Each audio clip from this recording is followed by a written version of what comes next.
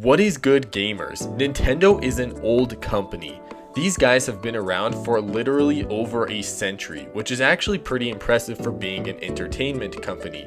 And like any old fella, Nintendo loves to remind us of the good old days.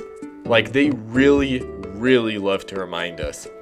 I wasn't born during the NES reign, but I have mad respect for it. Although a lot of NES games feel clunky, minimalistic, and lesser than their future iterations, there's also this humble, trailblazing endearment that absolutely bleeds through many of them. I don't think it's wrong to say that video games were at their purest form during the NES era. So basically, NES games are pretty rad. If you're a nasty old boomer, the issue is my Gen Z buddies all caught TikTok brain rot during their quarantines and aren't willing to appreciate the classics so easily.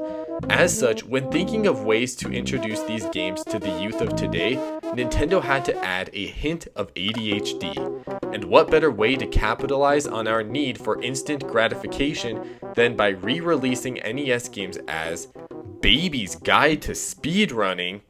Nintendo World Championships NES Edition, that's a name, is pretty much a marathon of mini speedrun challenges, and it's really fun. I think this is a brilliant way to repackage these old titles and giving them fun conditions like grab all the coins or kill the baddie, turn what would be a normal gaming encounter into a normal gaming encounter but fast.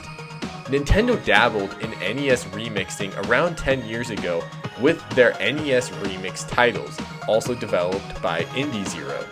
What really sold the NES Remix series were its namesake remix challenges.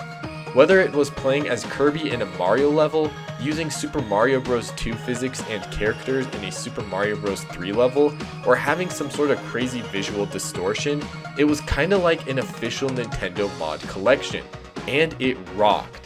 But Nintendo dropped the remix branding for Nintendo World Championships NES Edition, which means no more Toads in Zelda. Since comparisons will naturally be drawn between remix and championships, I wanted to give my quick thoughts. I think they thrive in different, albeit very similar ways.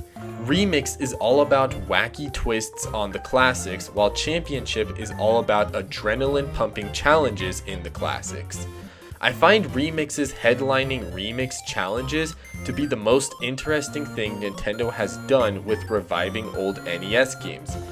But I think the tightly designed competitive nature of Championship is the most engaging thing Nintendo has done with reviving old NES games.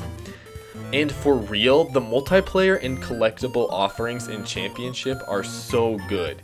That being said, when you consider that NES Remix had a wider game representation in its lineup, more total challenges available, and was half the price of NES Championships, I think it's fair to levy more criticism to the latter. Here's the thing though, and I have absolutely no evidence of this actually happening, but my Nintendo tinglies are telling me that next Direct will see a free update for this game that adds Punch-Out, Fire Emblem, Mysterious Murasame Castle, and a variety section of challenges to the game. This is a no-nonsense, fast-paced marathon of challenges.